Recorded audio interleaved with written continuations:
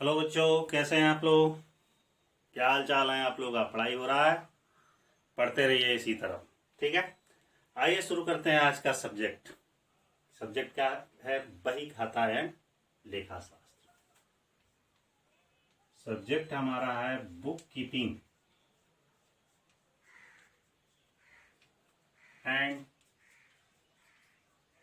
Accountancy. ध्यान दीजिएगा,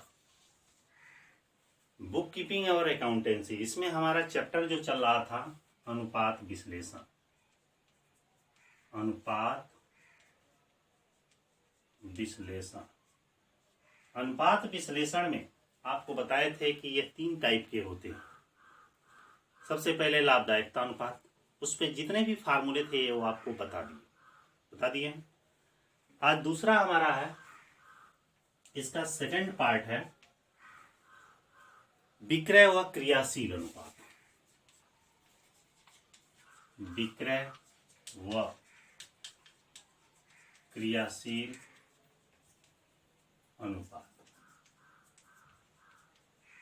विक्रय व क्रियाशील अनुपात सेकंड आप शुरू करें। उसमें 5 फार्मूला आपको बताए थे, कहते कि बस 5 ही तैयार कीजिएगा, 5 ही में से आएगा।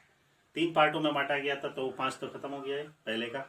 अब दूसरे का फार्मूला आज शुरू कर रहे हैं। ठीक है। दूसरे के फार्मूले में सबसे पहले अस्थाई संपत्ति आवर्त अनुपात। आइए इसमें हम 5 इसमें भी बताना है। पहला फार्मूला है अस्थाई संपत्ति आवर्त अनुपात। इसको अंग्रेजी में कहा जाता है फिक्स एसेट्स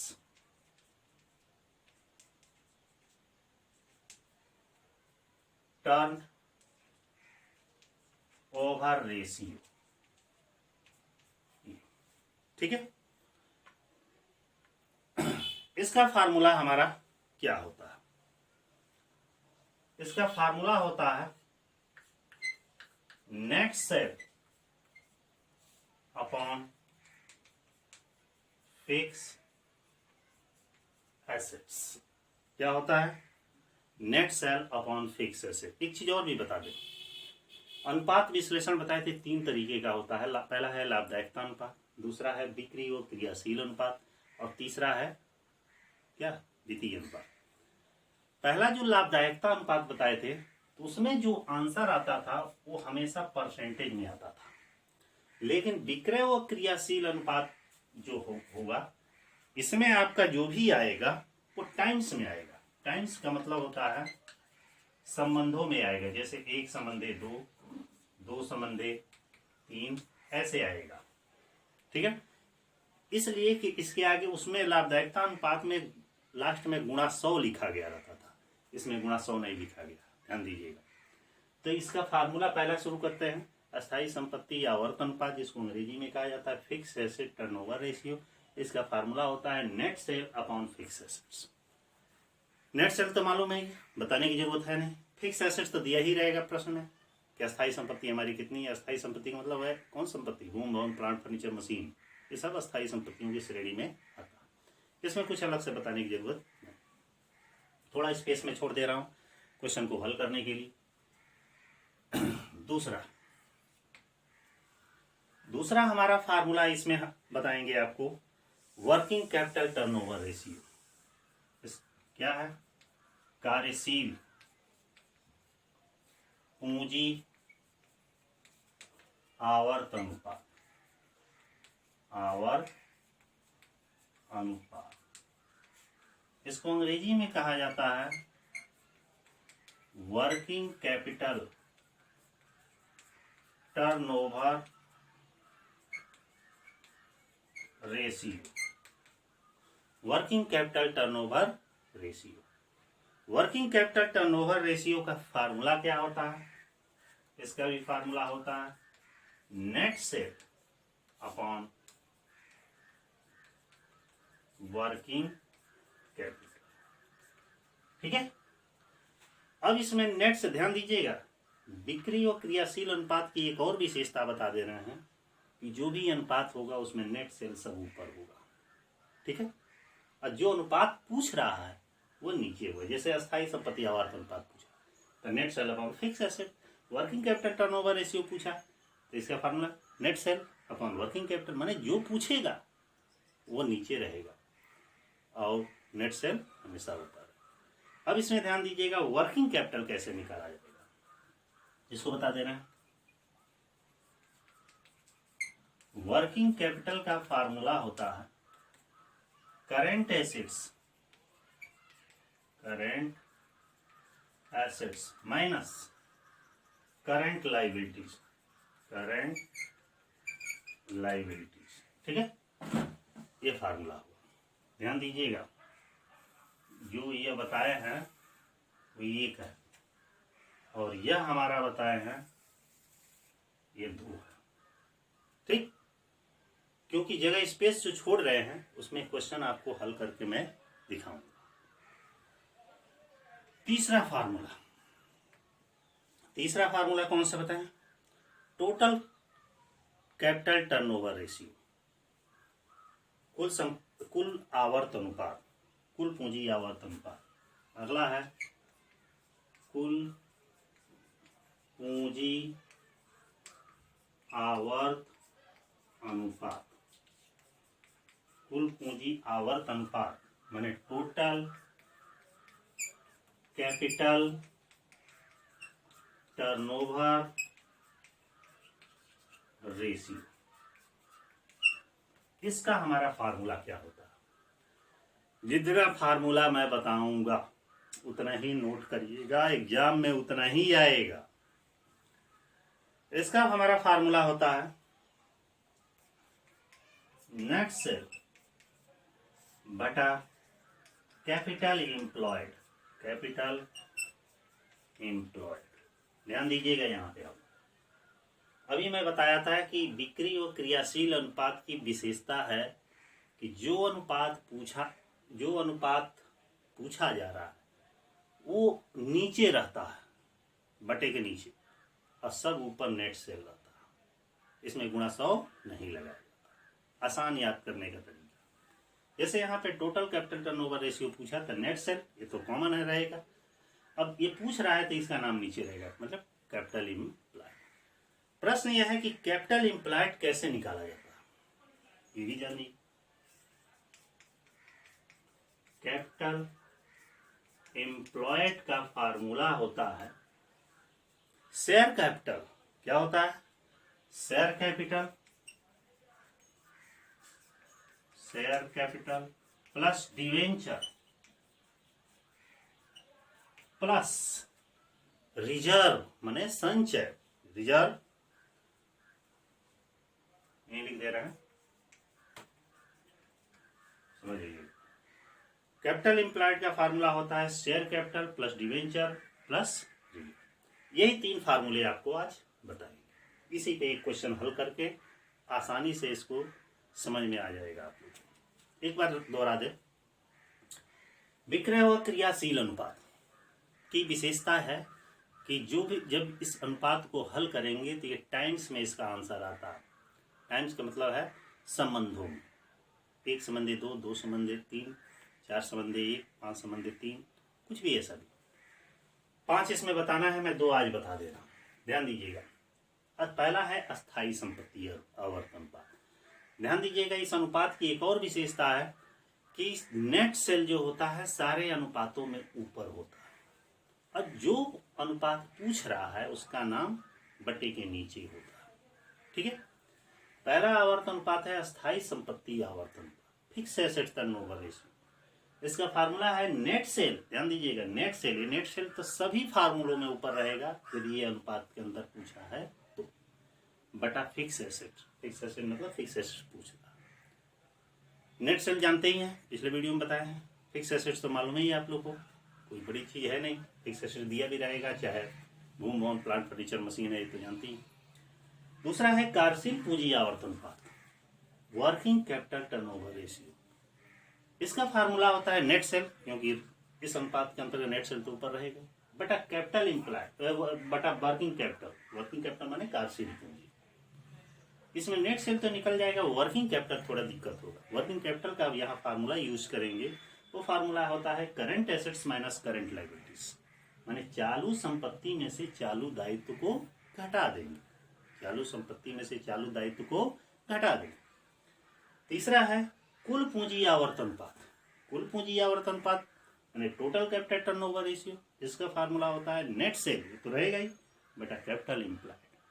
अब प्रश्न है कि कैपिटल एम्प्लॉयड कैसा निकाला जाएगा, तो कैपिटल एम्प्लॉयड का फार्मूला होता है शेयर कैपिटल माने अंश पूंजी प्लस डिवेंचर माने ऋण पत्र प्लस रिजर्व मतलब संचय। ठीक है, आइए एक एग्जाम्पल के थ्रू हम समझाते हैं। एक हमारा बैलेंस शीट है, ठीक है, ये हमारा एक छोटा सा बैलेंस शीट, ठीक है।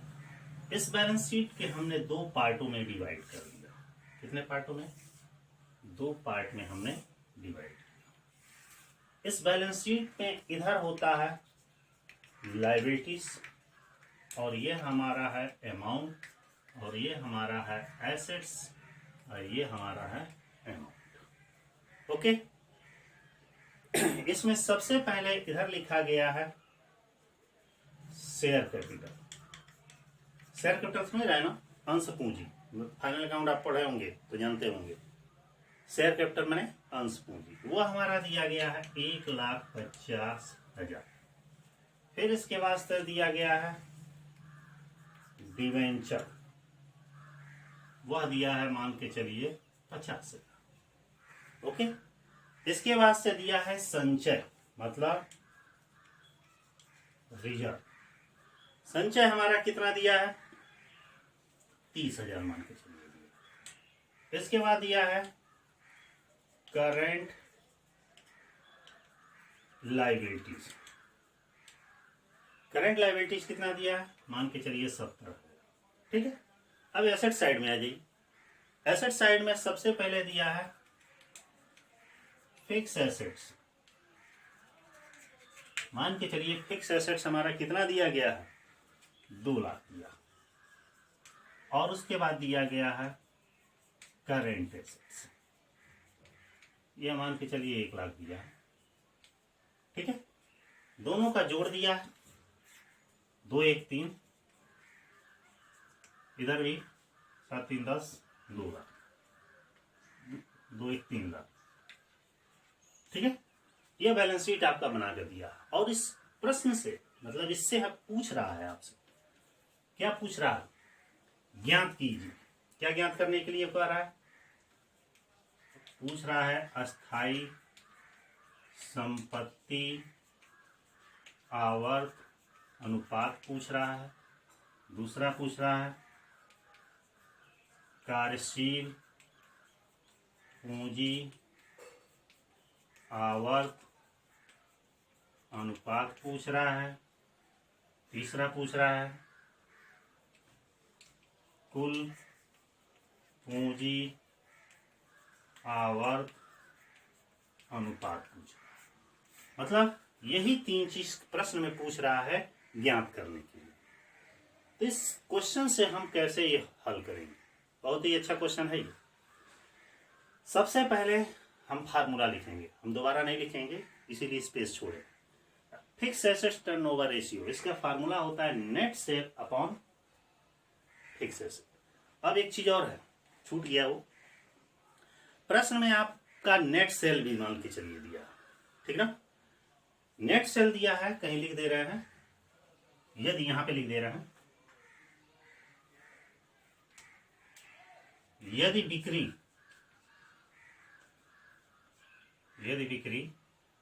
इक्वल टू 3,45,000 हो, यदि बिक्री हमारी 3,45,000 हो, तब आपको ये तीनों अनुपात ज्ञात करना। तो प्रश्न में ऐसे दिया रहेगा, फिक्स एसेट टर्नओवर रेशियो का फार्मूला है net sale upon fix assets. अब डायरेक्ट यहां हम हल कर देंगे। नेट सेल कितना दिया है? 3,45,000। फिक्स एसेट्स ध्यान दीजिए, प्रश्न में कितना दिया? 2 लाख। अब इसको हम काट देंगे, काटेंगे तो नीचे जाएगा एक बार में और ऊपर कितने बार में जाएगा यह जानना है। तो इसकल टू फार्मूला हो जाएगा 2 एकन्ने 2, 7 दूनी 14, 2 सत्ते 14 और 2 दूनी 4। तो यह आएगा 1.72 संबंधे 1। ठीक है, कोई दिक्कत? उम्मीद है कि दिक्कत नहीं हुआ होगा। आगे बढ़िए। दूसरा है कार्यशील पूंजी आवर्तन अनुपात। इसका फार्मूला होता है नेट सेल। आइए सॉल्व करें इसको। नेट सेल हमारा कितना है 3,45,000 बटा वर्किंग कैपिटल। इसमें नहीं दिया, क्वेश्चन में कहीं भी वर्किंग कैपिटल नहीं दिया, क्योंकि दिया क्या है, शेयर कैपिटल दिया है, डिवेंचर दिया है, रिजर्व दिया है, करंट लायबिलिटी दिया है, इधर दिया है फिक्स एसेट दिया है, करंट एसेट्स दिया है, और लिख रहा है यदि बिक्री 3,45,000 हो। तो यहाँ पे वर्किंग कैपिटल हमें ज्ञात करना पड़ेगा। वर्किंग कैपिटल का फार्मूला होता है current assets minus current liabilities. Current assets देखिए प्रश्न में दिया कितना 1 लाख रुपया, तो करंट लायबिलिटीज कितना है 70,000 रुपया, तो वर्किंग कैपिटल कितना है 30,000। यह हमारा हुआ वर्किंग कैपिटल। इस वर्किंग कैपिटल को हम इसके नीचे लिख देंगे 30,000। अब इसको हम काट देंगे, काटेंगे तो बराबर 3 एकन्ने 3, 3 एकन्ने 3, 3 पचे 15 संबंधे 1। ये संबंधे 1 कैसे हो रहा है कि नीचे एक बार में गया और ऊपर 11.5 बार में गया। ठीक है, तो ये आपका एक आंसर हो जाएगा, एक आंसर। आखिरी फार्मूला इसमें कह रहा है कि कुल पूंजी आवर्तन अनुपात। देखिए लिखा है, तो कुल पूंजी आवर्तन अनुपात पूछेगा तो हम यहाँ पे उसका फार्मूला लगाएंगे। फार्मूला हमारा क्या है, total capital turnover ratio is equal to net sale upon capital employed. फिर यहाँ पे वही चीज, नेट सेल तो हमारा दे ही दिया 3,45,000, लेकिन कैपिटल एम्प्लॉयड नहीं दिया, तो यहाँ कैपिटल एम्प्लॉयड के नीचे फार्मूला लिखा है share capital plus debenture plus reserve. देखिए यहाँ पे शेयर कैपिटल हमारा कितना दिया 1,50,000, डिवेंचर कितना दिया है हमारा 50,000, रिजर्व कितना दिया है 30,000, मिल के कितना हो गया 2,30,000, 2,30,000 हुआ। इस 2,30,000 को हम कहाँ रखेंगे, यहाँ रखेंगे 2,30,000। अब इसको हम काट देंगे, काटेंगे तो कितना आएगा, कट जाएगा 1.5 बार में कटेगा 1.5 आएगा, बराबर आएगा 1.5 संबंधे।